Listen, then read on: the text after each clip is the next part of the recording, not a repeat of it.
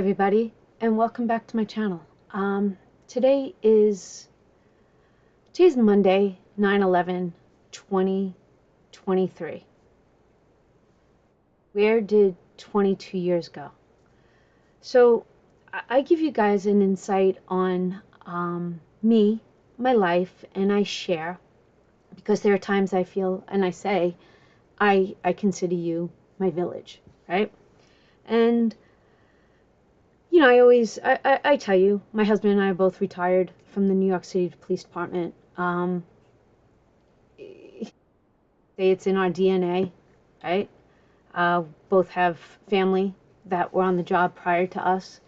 But I guess with the weekend and us being in New York and on Long Island and back in the same place, I don't know, so many mixed emotions and feelings always come out on this day. Always. But I thought that I would share a little bit of us. And this is us, right? This is us. If you want to be a part of my life and my YouTube, and it's nice to know a little bit of our backstory. So I was already retired by 9/11/2001. I was retired and I was the stay-at-home mom. I was the caregiver. My new job was to take care of my family, my husband, my boys. Okay. It was a regular morning in our home. John had worked a double shift the night before, so that means he worked until all night long, until the next morning. And he was actually home, on his way home, and it was a morning, right? It was a Tuesday morning. It was Tuesday, beautiful sky. I can remember the sky as if it was yesterday. And I got the boys up. I got the breakfast. Vinny was in kindergarten. TJ was in 3rd grade. Got them on the bus. I had to go to mother's group. My girlfriend, Diane, and I were in charge of a group. There were many different groups in our church, but one group that met on Tuesdays was our group. And Diane and I were co-leaders, and we had Tuesday morning mother's group. It was my turn to bring the hospitality. So I had ordered quiches from the deli.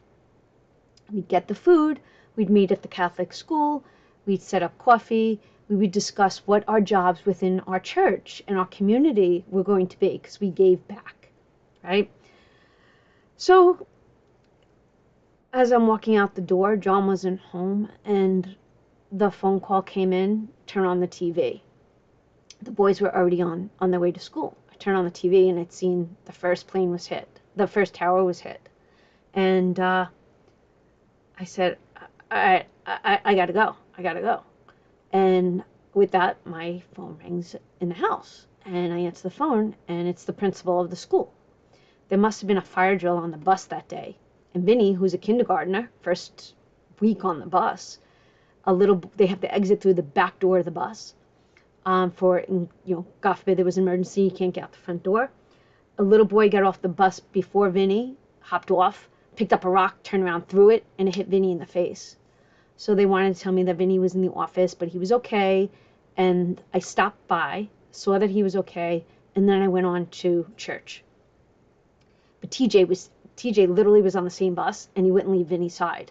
Right? Hindsight. I get emotional. Okay.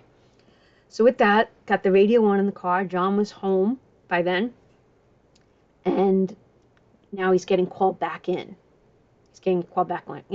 So he was told to meet the sergeant and some of the guys at a location, and then they were going to head back into the city.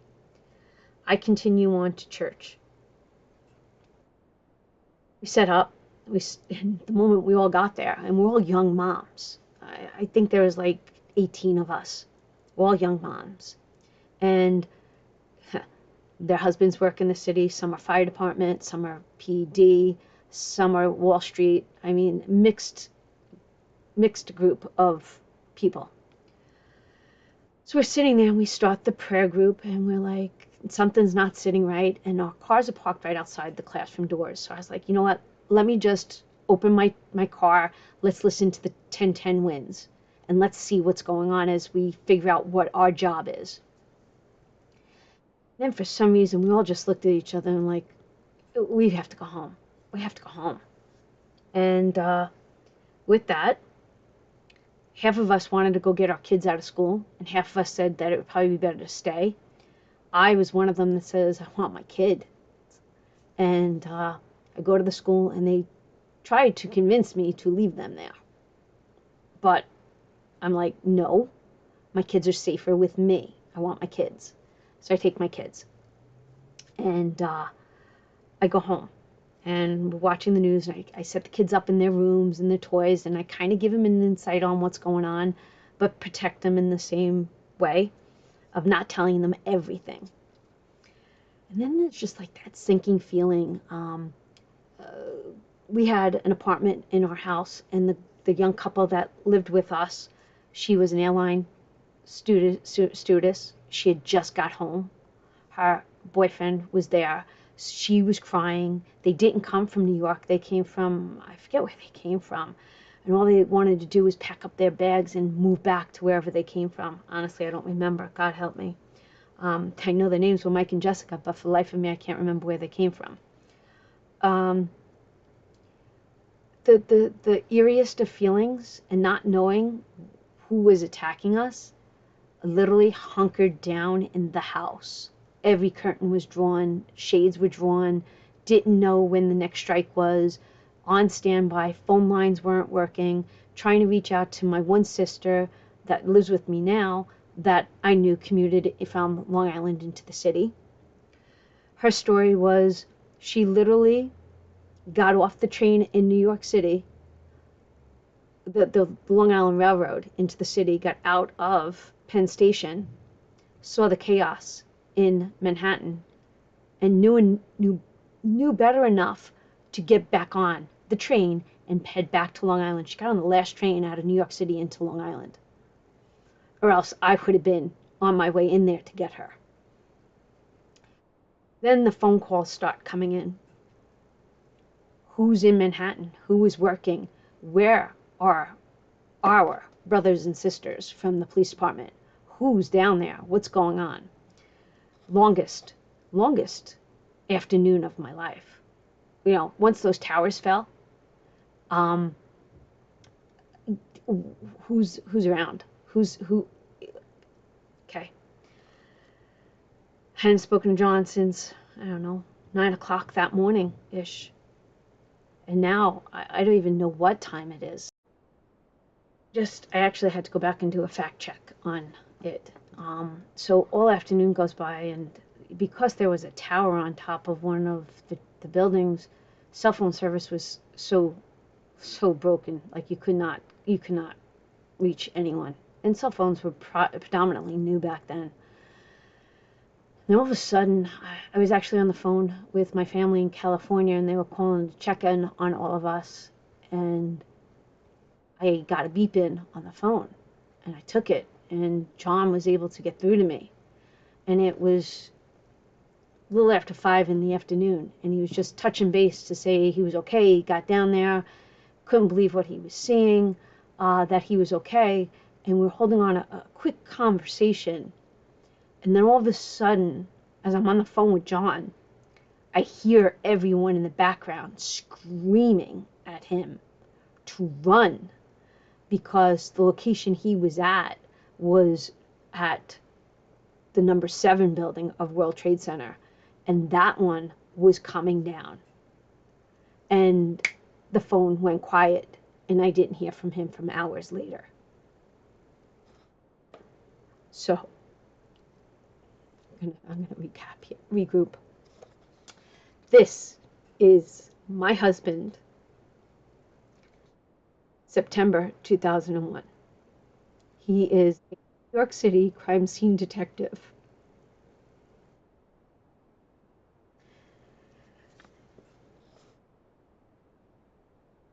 A hero in his own right.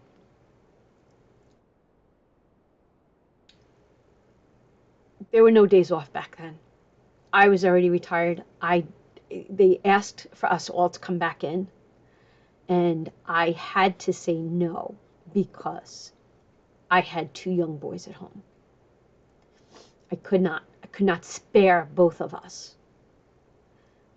He took on all of the responsibility. He has almost, and if not the most, hours logged in at Ground Zero from the crime scene unit, the NYPD crime scene unit.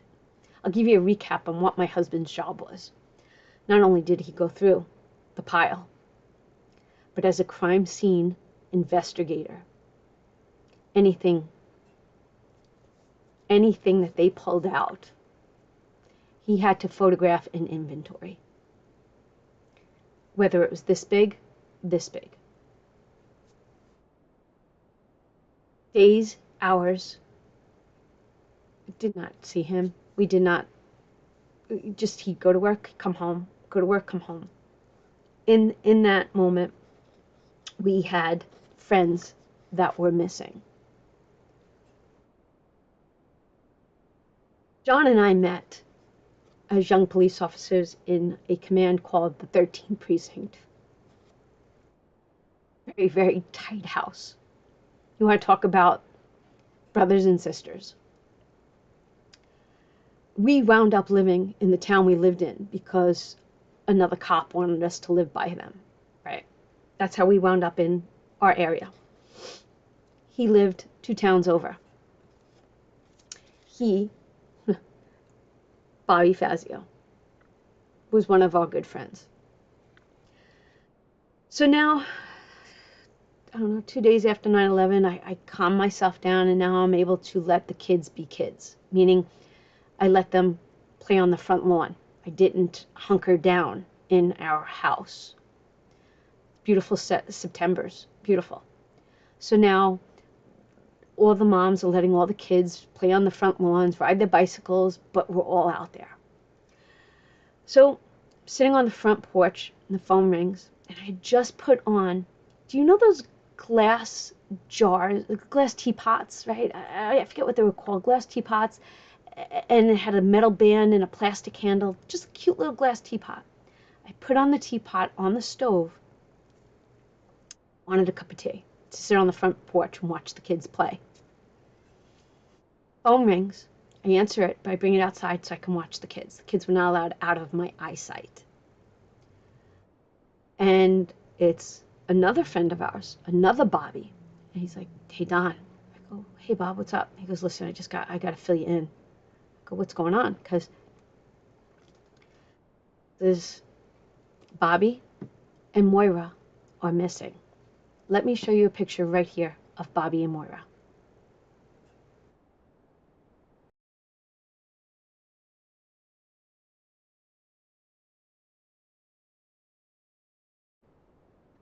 Okay. Bobby Fazio, Moira Smith, and a bunch of other cops were in a van. When the first tower got hit, they were with the lieutenant. They broke them up. They said, these guys, take this van and head down to the Trade Center. This group and the boss, let's go back to the house, meaning the police station, regroup, get our contingency plan, and we'll meet them down there. So Bobby, who's on the phone with me, got put in the second van. The first van had Bobby Fazio and Moira Smith. Moira Smith was the only female New York City police officer to die that day. Okay.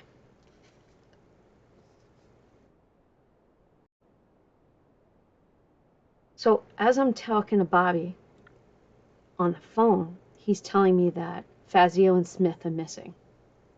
And I can't wrap my head around that. Can't wrap it. And I'm like, okay, you gotta keep me posted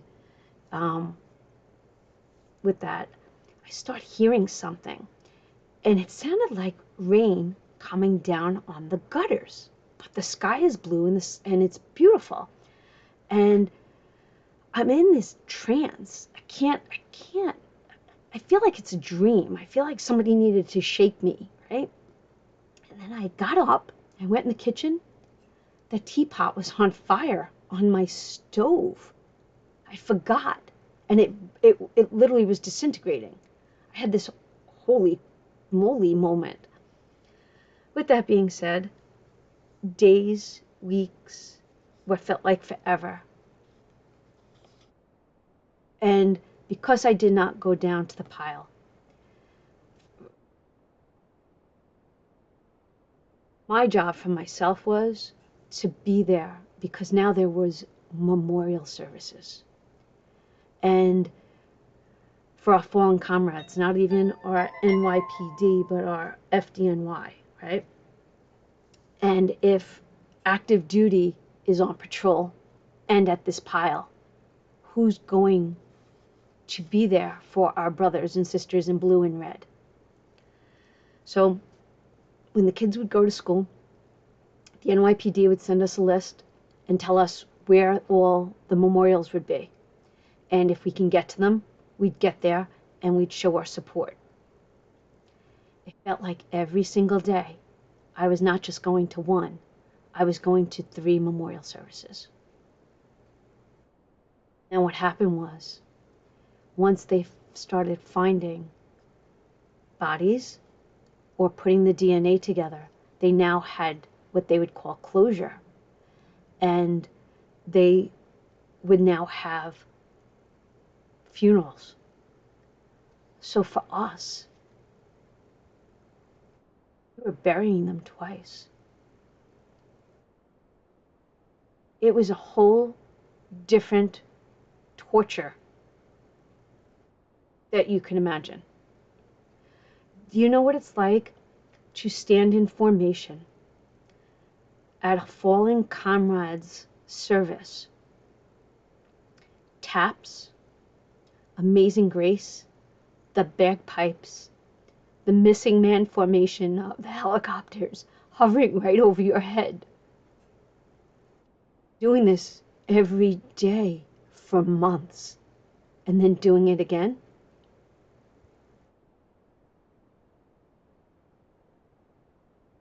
I can't even remember when life got back to normal. But so now, I spoke of Diane earlier. That was who I actually got to spend this past weekend with her and her family. And those are the family that we went to see Aerosmith with. And I told you that Diane was my co-leader in our church. And she sent this to me this morning. She said, and I totally forgot about this. I put this together. Can I read? I got to read this to you. Because I put this together and I handed it out. And I carried this in my car. We gave it out at church. We gave it out at Mother's Group. We gave it out. Where was God in all of this? God was in the rescue workers who were running into the building as most people were running out. God was in the flight attendant who called her husband as her plane was being hijacked to tell him that she loved him. God was in the 2 men who carried a wheelchair-bound woman down 70 flights of stairs to safety. God was in the people who stood bleeding in line to give blood. God was in the strangers in cars, picking up strangers stranded in the city and taking them home to their families. God is in the people who are begging to volunteer to do anything to help. God is in the thousands, if not millions, who are flooding blood banks thousands of miles away to help people that they have never met. God is in the people who are confronting someone even when they don't know what to say. Comforting. God is in the people who watched and cried for people who may remain anonymous in name but never in sacrifice. God is in the neighborhood where I see flags waving from every home. Every home, every car, everybody wave that American flag. God is in the men and women looking at the 110 stories of rubble and seeing the opportunity to find survivors. God is with the heroes, most of whom will never be on the news, whose stories will only be told to their closest friends and family, but who have saved somebody's mother, father, sister, brother, daughter, son, husband, wife, grandmother, grandfather, aunt, uncle, cousin, lover, colleague, acquaintance, teacher, mentor, or friend, with a single act of kindness, compassion, and bravery. God was not in the hearts of the people that caused these inhumane events. However, God was indeed there where he was needed the most. The author of this is unknown. This was my part that I added. God is in the refuge and strength, always ready to help in times of trouble. Psalms 46:1. On the tragic day of September 11th, 2001, we were together at our first meeting, our first Mother's Group Day meeting, a day we will never forget. Thank you for being there. Love, Diane and Donna.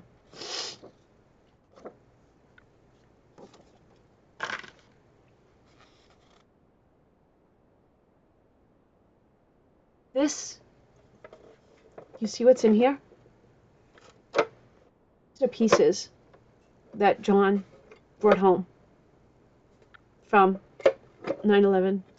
These are the rivets, the bolts, the beautiful marble that was in the lobby of that building. Years and years ago, when I worked Manhattan, our courts were down in the lower end of Manhattan. So when you made an arrest, you'd process the arrest, and then you'd have some time. And Little Italy would be down there, and Chinatown would be there, and the World Trade Center, and Battery Park. So you knew you had a certain amount of time to go grab something to eat, sit down, and get back to court. One of my favorite places to go would be grab a sausage and pepper hero from Little Italy, walk over to either Battery Park, or sit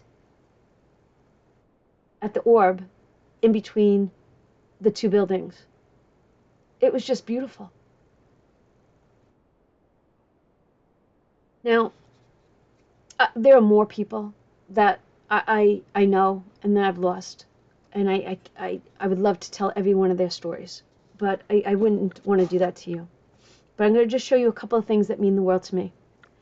I did have these made for the people in the 13th precinct, our fellow officers, and basically it just has Robert Fazio and Moira Smith's name on them.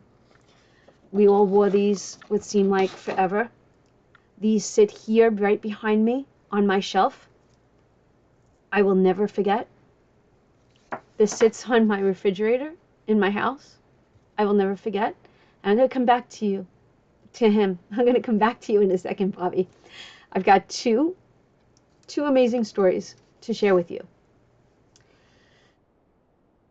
After 9/11, people were trying to do so much for the first responders.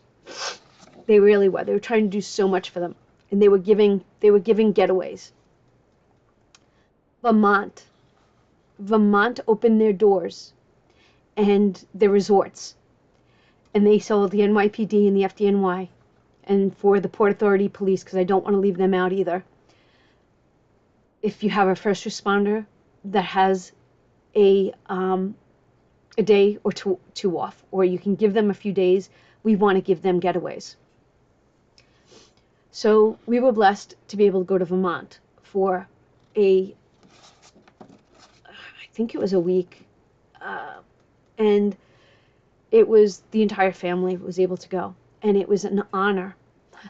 It was an honor of these two, and the honor was really bestowed to me because I am the designer of this shirt. This was my creation.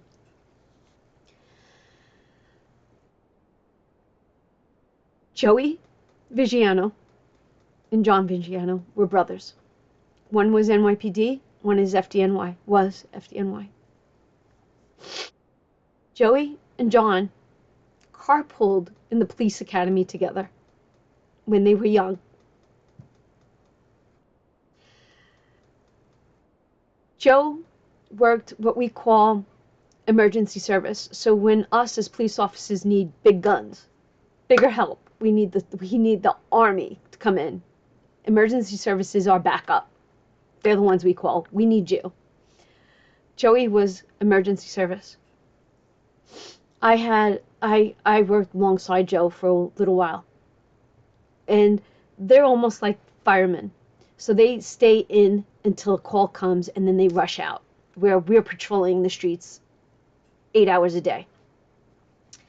So it's almost like a firehouse, if you can imagine, right? So they're in their unit. So I used to get, because I had a connection with him, I used to get invited up for when they had barbecues, or I would make sausage and peppers and eggplants, and I'd bring it in for the guys on the truck. I will show you a picture of the guys and me on the truck.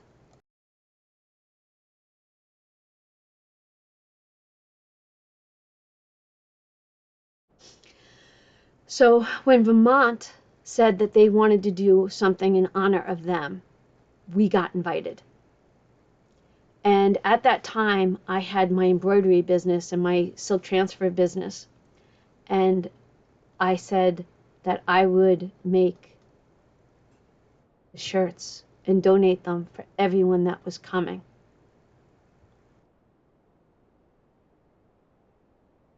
May God watch over you both and your spirit guide us all.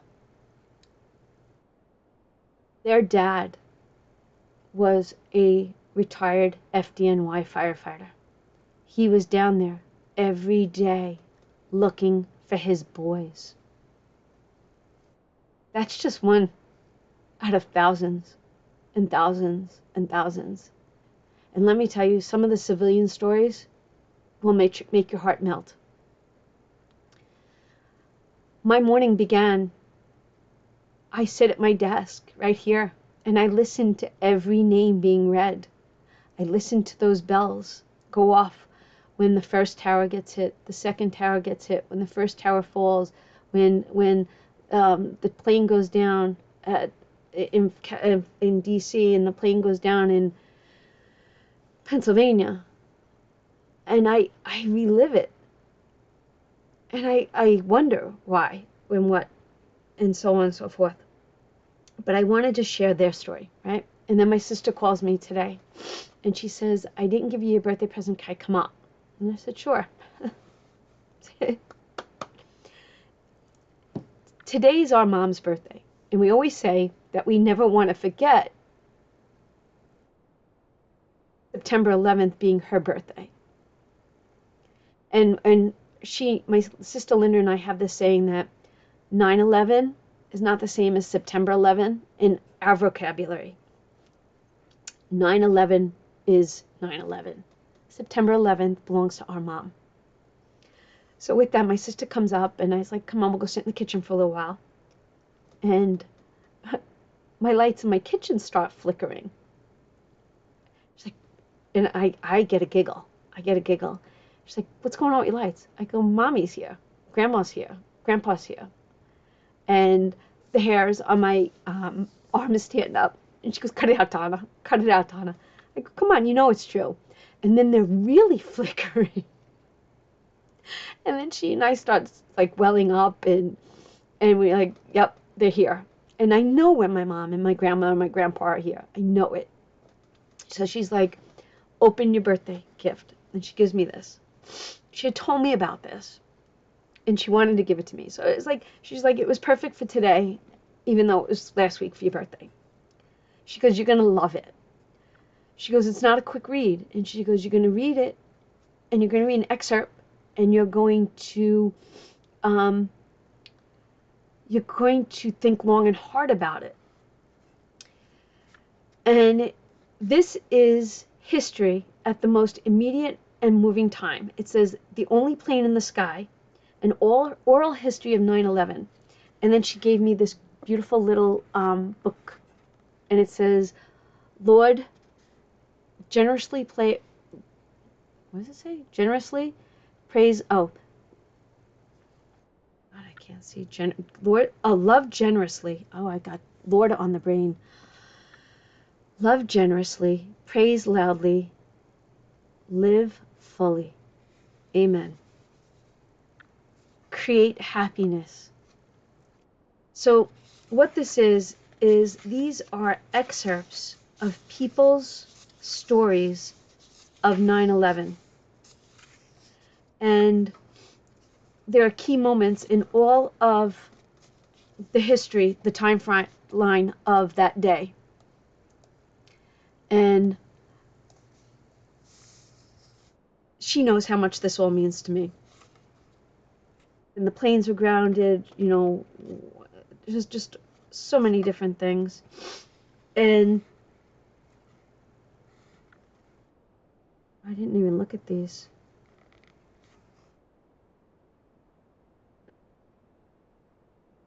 Oh my goodness.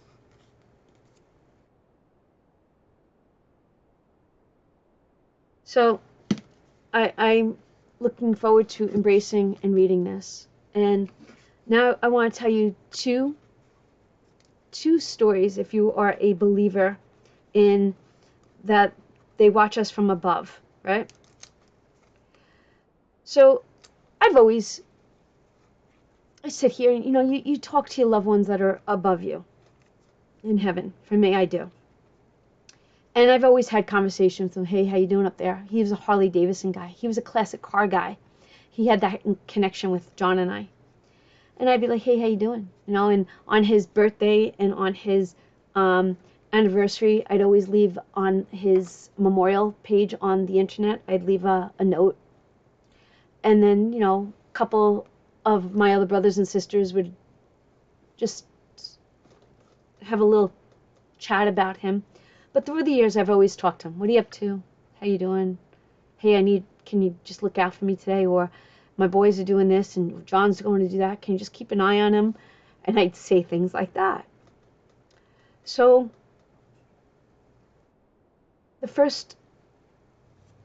TJ's now a welder, right? He has his first job. And someone tells us that there's a house that's foreclosed and that, we should look into it for our kid. So every day I'd get up and I'd turn on the computer and I'd look to see if it made it to the market yet. It went on all summer long. I'd get my coffee, sit down at my computer. TJ would call me from his first break that morning, every morning. Did it go on the market yet? We had gotten him a pre-approval. I always said prayer, look out for him. Can you keep an eye on, 9/11, 2013, 10 years ago, today. I have to remind this to TJ.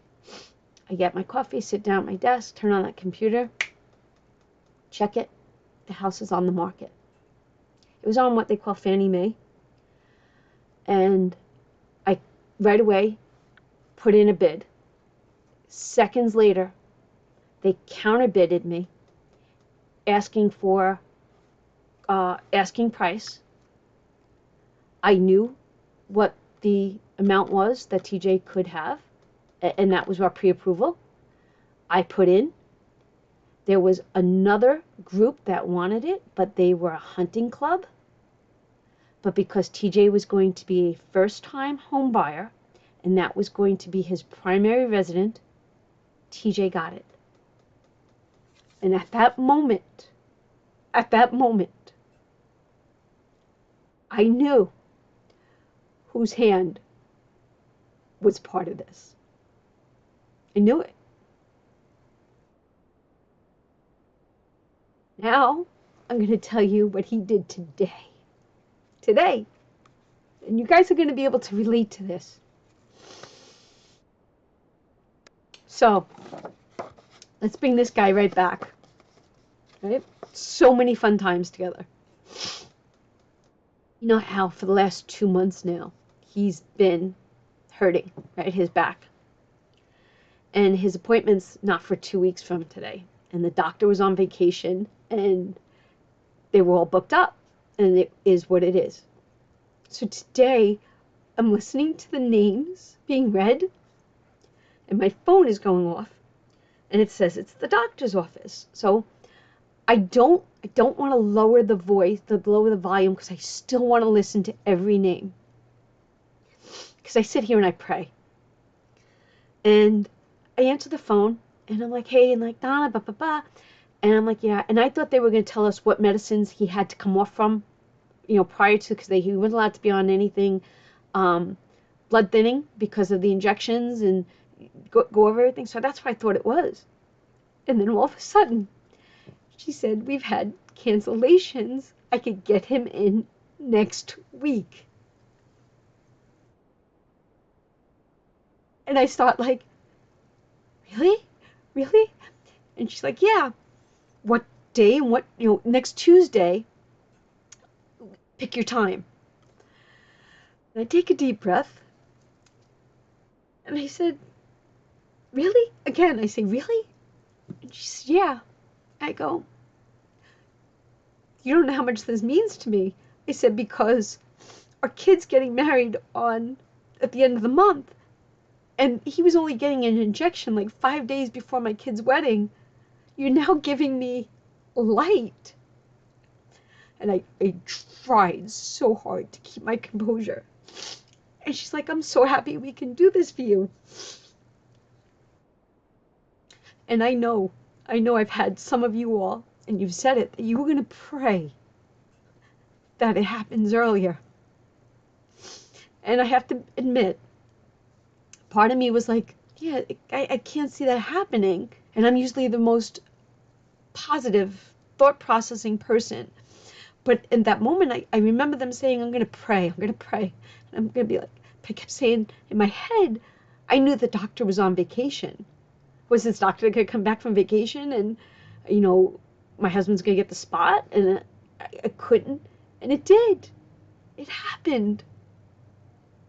So another one of my blessings came through today.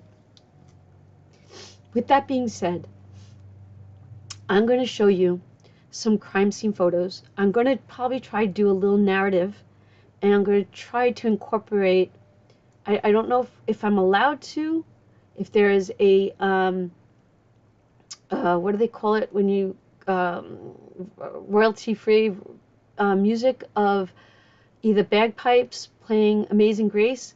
But if there is no music in the background, just know that the song that I wanted to include is Amazing Grace to these photographs. And I just want to say thank you so much for taking time out of your day, listening to my story. And when you hear me say things about this man, we're together 33 years. 33 years. There's nothing I wouldn't do for him. And I take care of him better than I take care of myself.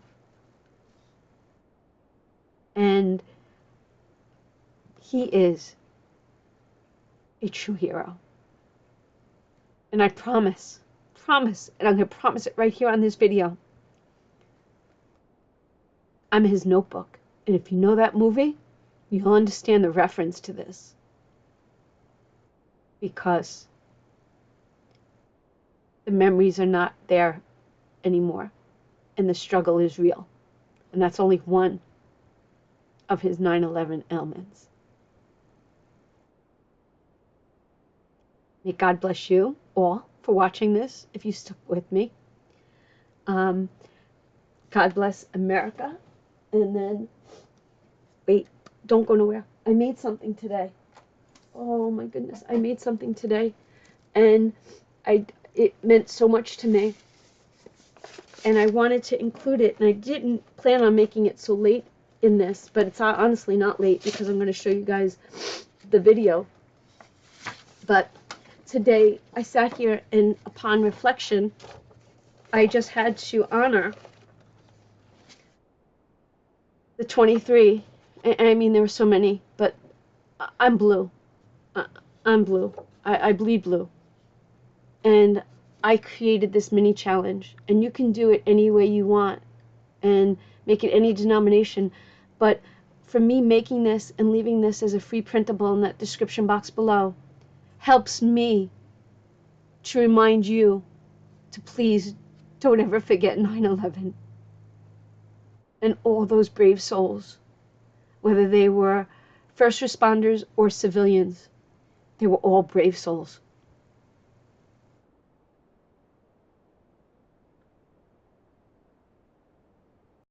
Thank you so much for being here today and being a part of all this and just listening to our story on 9/11.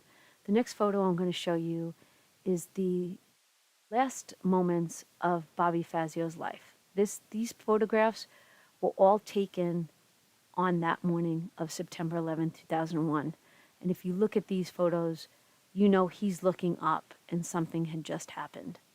He is the true definition of the word hero. And I am honored to call him buddy, friend, family. I can't imagine what he went through that day. He will forever be in my heart. May you rest in peace, brother. This here photo is a picture of the guys in crime scene. John's the third guy from the left. They were just mustering up and getting ready. In this photograph, John's the guy in the middle, amongst the other guys from crime scene. Here they are. They're all getting ready to go into the pile and do some searches. These are actually photographs of what my husband went through and what so many went through that day. That's part of the rubble. My husband documented and lived this. He walked this walk. You're actually walking in the steps that my husband walked in. It was his job to photograph and do. That's his old partner, Danny, right there. But look at the fire trucks and the devastation that day. Johnny is the fourth guy, the middle guy. Those are the rest of the guys from the crime scene. Could you imagine seeing those buildings and just partial walls when you got there? Look at how small the people were. Look at the devastation of the fire trucks.